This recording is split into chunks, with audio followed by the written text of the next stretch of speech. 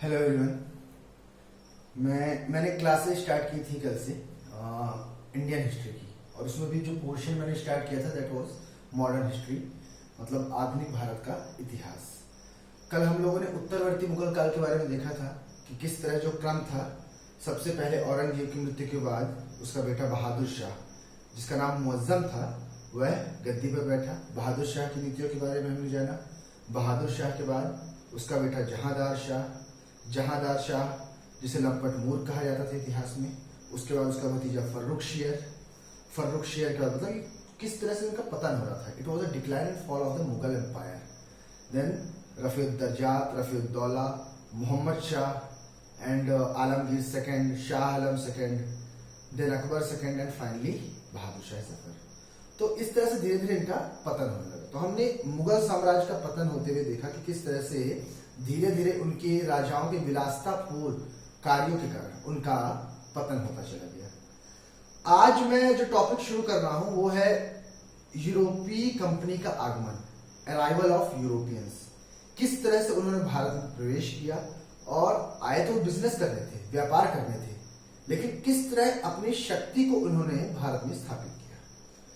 तो इसमें सबसे आगे जो थे वो पुर्तगाली थे, क्योंकि उस समय पे अगर देखा जाए तो 16th सेंचुरी की बात है।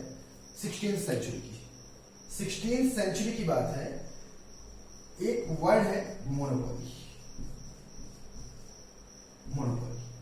एकाधिकार। व्यापार पे अपना एकाधिकार, वर्चस्व बनाने आए थे। कारण क्या था, किस तरह से स्टार्ट हुआ, शुरुआत हुई, कई सारे रीजन थे। लाइक देयर नेविगेशन साइंस, चीजों को ढूंढने में, समुद्र से रास्ते से होते हुए जाना और नए नए देशों को खोजना, इनमें सबसे आगे पुर्तगाल और स्पेन ही थे। तो अगर मैं बात की शुरुआत करूं तो बात 1453 की है। 1453 में कुस्तुनतुनिया पे तुर्कों का अधिकार हो गया था। ठीक है, फैक्ट्स मैं यहां लिखूंगा, आप लोग भी साथ साथ में नोट्स बनाइएगा। जो मैं बोलता जा रहा हूं दैट इज वेरी इंपॉर्टेंट। तो 1453 कुस्तुनतुनिया पे तुर्कों का अधिकार हो गया था, और यूरोप के कई व्यापारिक मार्ग जो उनके ट्रेड वेज थे वो किसके कंट्रोल में आ गए थे। वो यूरोप के कई व्यापारिक मार्ग जो थे, एशिया और यूरोप के कई व्यापारिक मार्ग, वो तुर्कों के नियंत्रण में आ गए थे। समझ में बात आ रही है कि 1453 में क्या हुआ था कि 1453 में कुस्तुनतुनिया पे तुर्कों का अधिकार हो गया था, और एशिया और यूरोप के बीच के कई व्यापारिक मार्ग तुर्कों के नियंत्रण में आ गए थे। तो धीरे धीरे अब यूरोप के कई देशों को लगने लगा कि अब हमें नए व्यापारिक मार्ग खोजने होंगे। तो हमेशा से ही चाहते थे कि साउथ ईस्ट के देशों के साथ, दक्षिण पूर्वी एशियाई देशों के साथ और भारत के साथ, इन देशों के साथ ये गरम मसालों का और काली मिर्च का व्यापार करना चाहते थे। Means what they wanted the trade off spices. किसका व्यापार करना चाहते थे? स्पाइसेस का, गरम मसालों का व्यापार करना चाहते थे। और इसी इंकरेजमेंट, इसी चीजों ने इन्हें प्रोत्साहित किया कि आगे बढ़े और अपने व्यापार को आगे बढ़ाए। तो इसमें पुर्तगाल और स्पेन सबसे आगे थे। तो ये कहां से शुरू हुआ, कहां से ये इसकी शुरुआत क्या हुई? तो 1457 में, 1487 में एक सेलर था जो शिप लेकर निकला, एक नाविक था जो अपना जहाज लेकर निकला, जिसका नाम था बार्थोलोमो डियाज। ये एक सेलर, ये नाविक था जो अपना शिप लेकर निकला, और ये घूमते हुए अफ्रीकन कॉन्टिनेंट के एक छोर पे पहुंचा, और यहां से आके रुक गया, यहां से आगे नहीं बढ़ा। तो लोगों को एक उम्मीद दिखाई दी, जिसे कहा गया उत्तम आशा, मतलब उत्तम आशा अंतरिम।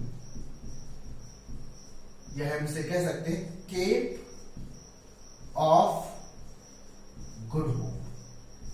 Cap of Good Hope. Cape का मतलब ये होता है अंतरिम, छोर। जैसे हम कहते हैं ना कन्याकुमारी को केप कहते हैं, मतलब वो छोर है, और गुड होप उत्तम आशा। मतलब इन्हें यहां से उम्मीदें दिखाई दी। बार्थोलोमो डियाज 1487 में एक जगह पहुंचा, अफ्रीका के नीचे, यहां साउथ अफ्रीका के नीचे ही था ये, इसे कहा गया Cape of the Good Hope. ठीक है, लेकिन उसके आगे नहीं बढ़ पाया।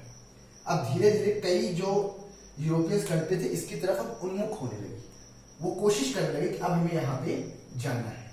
तो इसी क्रम में सबसे पहले 1492 में क्रिस्टोफर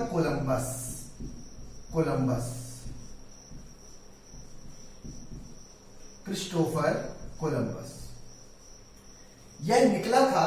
तो एक्चुअली ये निकला तो भारत की खोज में ही था, ये भारत की खोज में निकला, लेकिन अब भारत कहाँ है, ये इस तरफ यहाँ, लेकिन ये सीधा ही निकल गया और यहां से होते हुए इसने अमेरिका को खोज निकाला।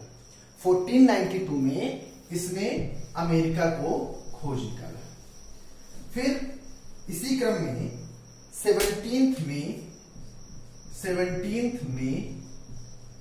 1498,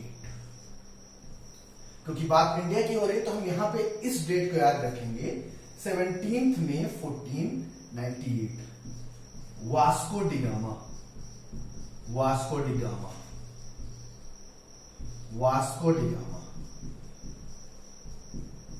ये भी एक व्यापारी था जो स्पाइसेस के लिए, गरम मसालों की प्राप्ति के लिए ये निकला। और ये कहां पहुंचा, Cape of the Good Hope. मतलब इसने Cape of the Good Hope के चक्कर काटे और इसे पता था यहां पे इंडिया है, तो इसने अपने जहाज, जब यहां पहुंचा तो कई जगह पे अपने इसने जहाज भेज दिए। एक जहाज यहां, इस जहाज में लगभग 3 जहाज लेकर यहां से निकला ये। तो यहां पे एक द्वीप आता है मेडागास्कर। कौन सा द्वीप है, मेडागास्कर द्वीप। यहां पे इसे एक हिंदुस्तानी गुजराती व्यापारी मिला। ठीक है, गुजराती एक बिजनेसमैन था जिसका नाम कहीं अब्दुल माजिद होता है या अब्दुल मनीद। तो एक गुजराती व्यापारी अब्दुल मनीद, और इसने इसकी मदद की, क्योंकि यहां से इसे एक व्यापारी मिल गया था, तो इसने इसकी मदद की इंडिया पहुंचने में। और ये सबसे पहले इंडिया में कैलीकट पहुंचा या कालीकट बंदरगाह पहुंचा। ये कहां पे है कैलीकट, केरला में। तो सबसे पहले वास्को डी गामा 17th में 1498 को ये कैलीकट बंदरगाह पहुंचा और अब्दुल मनीद नाम के एक गुजराती व्यापारी ने इसकी सहायता की। जब ये यहां पहुंचा तो वापस इंडिया पहुंचकर सबसे पहले मिला एक हिंदू राजा से, जिसकी पैतृक उपाधि, उसे टाइटल दिया गया था। ठीक है, उसका जेनेटिक टाइटल था जिसे कहा जाता था जमोरिन। ये जाकर उनसे मिला और इसने मांग की कि ये काली मिर्च का और मसालों का व्यापार करना चाहता था, कंप्लीटली स्पाइसेस का व्यापार करना चाहता था। तो उसे परमिशन मिल गई, उसे आज्ञा मिल गई और ये खुशी खुशी वहां से उन मसालों को लेकर वापस अपने देश लौट गया। और ये एक सफल यात्रा मानी गई। कैसी यात्रा मानी गई, सफल यात्रा मानी गई। अब ये तो एक सफल यात्रा हुई, उसकी इस यात्रा से उत्साहित होकर, होता है ना कि एक जगह अगर बिजनेस अच्छा हो गया तो लोग सोचते हैं कि हमें भी वहां परमिशन मिल सकती है। तो ये तो 1498 में आया था और वापस लौट गया था। डेट याद रखना है, 17th में 1498 Vasco D gamma he reached to the Cape of Good Hope, and after that with the help of Abdul Maneed he reached India, Calicut port पे पहुंचा था केरला में। अब बात है 1500 की। इस यात्रा से उत्साहित होकर पेड्रो अल्वेरस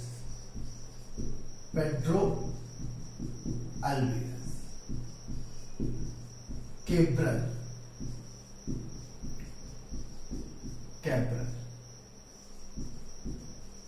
यह भी भारत आया और इसने भी वही व्यापार की नीति रखी। इसे भी चाहिए क्या था, इसे भी वही मसाले ही चाहिए थी और यह भी ये सब हासिल कर वापस लौट गया। तो यह यात्रा भी सफल मानी गई।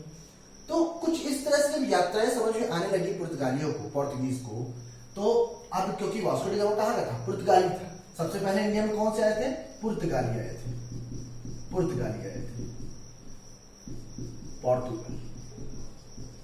तो जब ये यहां पहुंचे तो पेड्रो, सबसे पहले वास्को डी गामा और उसके बाद पेड्रो अल्वेरस कैब्रल, इन दोनों की सफल यात्राओं से वास्को डी गामा और यूरोपीय में पुर्तगाली सरकार की समझ में आया कि it is a good place for the business. तो 1502 में वास्को डी गामा फिर आया इंडिया, वास्को डी गामा फिर इंडिया आया।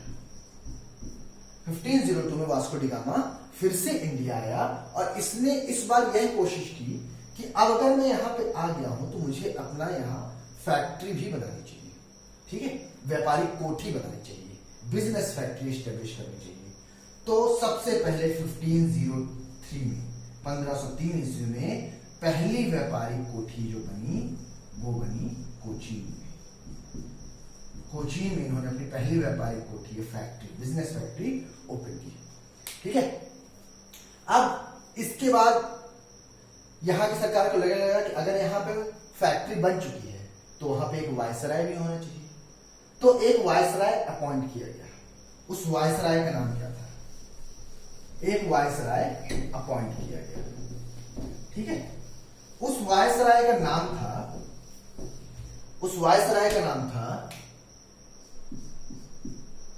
Francisco de Almeida. Francisco de Almeida, he was the Francisco the Almeida। अब ये पहला वायसराय बन के आया यहां पे, वायसराय। कोचीन की पहली फैक्ट्री थी और पहला वायसराय बन के फ्रांसिस्को द अल्मेडा आया। ये चाहता यही था लेकिन इसने अपनी स्थायी शक्ति स्थापित नहीं कर पाया। कोशिश की, इसकी जो पॉलिसी थी, जो इसने पॉलिसी अपनाई थी, उस पॉलिसी का नाम था blue water policy. Blue water policy, जैसे हिंदी में कह सकते हैं शांत जल की नीति। क्या थी ये blue water policy? Blue water policy का मतलब ये था कि इंडियन ओशियन जो हिंद महासागर है, इंडियन ओशियन पे कोई भी अगर इंडियन शिप आता है या अरेबियन शिप आता है, मतलब कोई भी भारतीय जहाज आता है या अरबी जहाज आता है, तो वहां पे जहाजों का जो पूरा प्रभुत्व रहेगा, पूरा डोमिनेशन जो रहेगा वो किसका रहेगा? फ्रांसिस्को द अल्मेडा का, मतलब पुर्तगालियों का। और उसने कोई फोर्टिफिकेशन नहीं किया, मेनलैंड पे तो गया ही नहीं, केवल वो समुद्र पे राज करना चाहता था। तो उसने सोच लिया कि अगर मुझे यहां से कोई भी जाएगा तो उसे मुझे टैक्स देना होगा और बिना मेरी परमिशन के कोई भी इंडियन अरेबियन जहाज यहां नहीं आ सकता। यही थी ब्लू वाटर पॉलिसी। तो इसे अपॉइंट किया गया था 1505 में और 1509 तक, 4 सालों तक ये वायसराय रहा, लेकिन एक तरह से स्थायी प्रभुत्व नहीं बना पाया था, परमानेंटली अपना जो वर्चस्व था ये नहीं बना पाया था। तो उसके बाद जो दूसरी वायसराय है, इनका नाम था Alfonso de Albuquerque. Alfonso the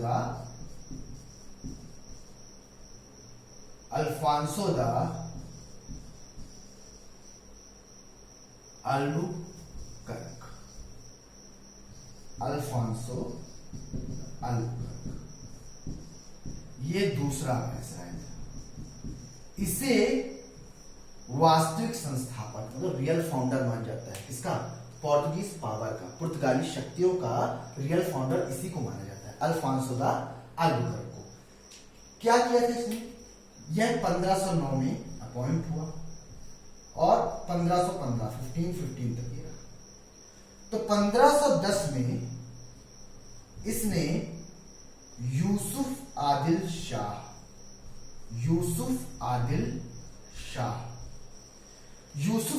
Shah से इसने गोवा को जीत लिया। 1510 में इसने यूसुफ आदिल शाह से गोवा को जीता और धीरे धीरे अपनी वास्तविक शक्ति, जो इसकी पावर, रियल पावर वहां पे दिखाने लगा। इसने कई पोर्तुगीज को ये कहा कि अगर आपको यहाँ स्थायी बनना है, परमानेंट बनना है, तो जो भारतीय स्त्रियां हैं उनसे विवाह करो, उनसे शादियां करना शुरू करो। तो धीरे धीरे ये इसकी नीतियां जो थी यहाँ सफल होने लगी। यूसुफ आदिल शाह के कारण थे मेडिवल इंडिया में है, क्यों ये जीता था और इसकी वजह से इसका कैसे प्रभुत्व बना, तो इसलिए इसे वास्तविक संस्थापक माना जाता है, इसको अल्फांसो द अल्बुकर्क को। अब ये 1515 तक रहा और पुर्तगाली धीरे धीरे अपने बिजनेस को यहाँ स्टेब्लिश करने लगे। इसी क्रम में एक और वायसराय आया था 1529 में, 1529 में 1529 में एक और वायसराय आया था 1529, जिसका नाम था नीनो डी कुन्हा।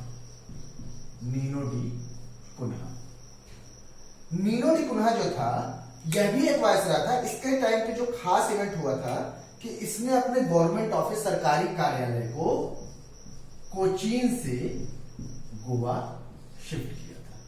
क्या किया था? कोचीन से गोवा शिफ्ट किया था। तो इस तरह से पुर्तगाली धीरे धीरे धीरे यहाँ पे अपना राज स्थापित करने लगे थे, क्योंकि ये आए तो बिजनेस करने थे, व्यापार करने थे, पर अपनी शक्तियों के द्वारा इन्होंने दिखा दिया कि we are the real powers who can rule here initially. अब इनकी जो व्यापार की नीति थी, what was the policy they were following, जो इनकी व्यापार की नीति थी वो क्या थी? जिसे कहा जाता था कॉर्टेज। कॉर्टेज कॉर्टेज कॉर्टेज का मतलब होता था परमिट। परमिट। कॉर्टेज आर्मेडा काफिला। काफिला काफिला ये इनकी व्यापार की नीति थी, कॉर्टेज आर्मेडा काफिला। इस नीति में क्या होता था? कॉर्टेज मतलब था परमिट, कि अगर कोई भी अरेबियन शिप आता है या इंडियन शिप आता है तो उसे परमिट लेनी होगी और उस परमिट के लिए टैक्स देना होगा, शुल्क देना होगा। तो इससे पुर्तगाली अपने राज्य को बढ़ा रहे थे कि अगर मुझे टैक्स मिलेगा तो फाइनेंशियली वो स्ट्रांग हो रहे थे। ये उनकी व्यापार की नीति थी। और दूसरा ये था कि इनकी नेवी की जो एक ट्रूप्स थी, नौसेना का एक बेड़ा था, वो जो स्थानीय लोकल बिजनेसमैन थे, लोकल व्यापारियों के साथ, उनके जहाजों के साथ सुरक्षा के लिए साथ साथ चलता था। तो ये इस पॉलिसी के थ्रू इन्होंने सोचा कि अब हम पूरे अरेबियन सी पे, इंडियन ओशन पे हम ही राज करेंगे। जो भी आएगा यहाँ पे, चाहे वो इंडियन हो या कोई भी हो, उसे परमिट लेना होगा, और अगर उसका जहाज आता है तो हमारी सेना का एक बेड़ा साथ में चलेगा, काफिला साथ में चलेगा। तो ये इसकी पॉलिसी थी। तो इस तरह से लेके 1595 तक इनकी मोनोपोली थी, एकाधिकार बना रहा है इनका। लेकिन उसके बाद धीरे धीरे इनका डाउनफॉल होने लगा, पतन होने लगा। पतन होने के कई कारण थे। पतन होने के कई कारण तो पहला यही कारण था। जैसे अगर सवाल आ भी जाता है कि क्या कारण थे, what was the reason behind the downfall of the Portuguese, क्या था रीजन? इनके एकाधिकार में क्या ऐसी बातें हो गई कि इनका पतन होने लगा? तो पहला तो ये था कि ये धार्मिक असहिष्णु थे। दे वर रिलीजियसली इंटॉलरेंस, मतलब इन्हें ये लगता था कि हम सभ्य हैं और भारतीय असभ्य हैं। तो इससे कई जो इंडियन पावर्स थे, भारतीय ताकत थी, वो असंतुष्ट हो गई, वो खुश नहीं थे इनकी इस पॉलिसी से कि आप खुद को सभ्य और हमें असभ्य बता रहे हो। एक कारण ये था। एक यह भी कारण था इसके पीछे कि उस समय ब्राजील की खोज हो चुकी थी। तो जो कई औपनिवेशिक शक्तियां थी पुर्तगालिया, अलग अलग यूरोपीय देशों की, वो उस तरफ ज्यादा उनका ध्यान जाने लगा। ये एक रीजन था। एक बहुत इंपॉर्टेंट रीजन इसी बीच जो हुआ था 1611 1611 में एक वॉर हुई थी, स्वाली का युद्ध। स्वाली कहा जाता है। तो इस युद्ध में क्या हुआ था? अंग्रेजों ने पुर्तगालियों को हरा दिया था, जिसका प्रभाव किसके ऊपर पड़ा था? जहांगीर के ऊपर, जिससे उसने अंग्रेजों को परमिशन दे दी। ये भी एक रीजन था। दूसरा, ये बिजनेस तो करते ही थे और लूट मार भी बहुत करते थे। इन्होंने कई इंपॉर्टेंट बस्तियां बसा ली थी अपनी, जिसमें सबसे इंपॉर्टेंट बस्ती थी हुगली। हुगली की अगर मैं बात करूं तो जब गंगा की एक धारा आती है तो एक तो बांग्लादेश चल जाती है, और एक धारा जो पहले मुड़ जाती है वो हुगली नदी बनाती है। और उसके तट पर कहां पे है? हुगली नदी के तट पर कौन सा है? कोलकाता शहर। तो यहाँ पे हुगली इनकी सबसे इंपॉर्टेंट बस्ती थी, जिसमें वो अपना राज्य करते थे। और स्वाली के युद्ध में अंग्रेजों के जो कैप्टन थे, कैप्टन मिडल्टन और थॉमस वेस्ट थे। लिख लीजिएगा इसको, captain Middleton and Thomas West. तो इस तरह ये वॉर हुई और कई ऐसे रीजन हुए जिससे इनका पतन होने लगा। कब तक? 1595 तक। तो पुर्तगालियों में सबसे पहले 1498 में वास्को डी गामा आया था और 1595 तक उनका पतन होना स्टार्ट हो गया था। क्लियर? अगर कहा जाए कि प्रिंटिंग प्रेस की शुरुआत का श्रेय अगर दिया जाए तो पुर्तगालियों को दिया जाता है। वैसे तो अगर बात करें तो जेम्स ऑगस्ट थिक्की को हम कहते हैं 1780, पर अगर देखा जाए प्रिंटिंग प्रेस की शुरुआत सबसे पहले की थी पोर्तुगीज ने की थी। इसके अलावा मक्का लेके आना, तंबाकू, है ना, इन सब चीजों को अगर भारत में अमेरिका से कोई लेके आया था तो वो पुर्तगाली ही थे। अब पुर्तगालियों के बाद ये पहली ताकत थी जो हमने देखी कि सबसे पहले यूरोपियंस में पुर्तगाली आए, जो 1498 से सफर शुरू हुआ, Cape of the Good Hope से शुरू हुआ और 1595 तक इनका डाउनफॉल होने लगा। किस तरह इनकी पॉलिसीज रही, all we have gone through. Now second, अब कौन लोग आए? अब डचेस आए। डच 1595 में, 1595 में। अब इनकी भी यही पॉलिसी थी कि बिजनेस करने जाना है, ठीक है। तो ये बेसिकली कहां के थे? ये नीदरलैंड या हॉलैंड के रहने वाले थे। नीदरलैंड या हॉलैंड के रहने वाले थे, ठीक है, हॉलैंड के रहने वाले थे।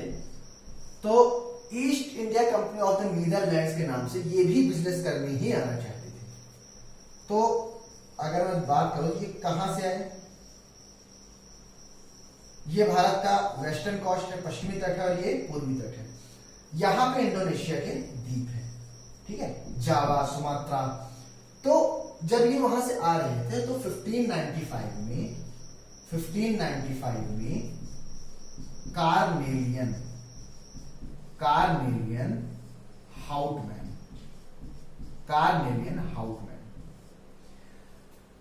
ये आया था भारत के पूर्व सुमात्रा। लेकिन क्या मकसद था, what was the reason behind that, कि चाहते तो ये लोग भी गरम मसाले, स्पाइसेस का ही व्यापार करना चाहते थे, लेकिन ये जरूरतें इनकी यहाँ इंडोनेशिया में पूरी हो जाती थी, क्योंकि यहां से आए इंडोनेशिया में ही इनको मसाले इत्यादि मिल जाते थे।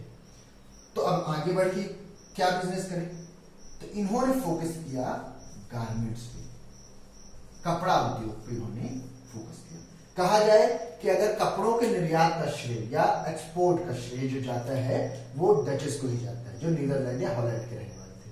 तो 1595 में कॉर्नेलियन हाउटमैन यहाँ भारत के पूर्व सुमात्रा पहुंचा और इंडोनेशिया में इनके मसालों की पूर्ति हो जाती थी, इसलिए यहाँ भारत में आए और इन्होंने भी अपनी पहली व्यापारिक कोठी बनाई।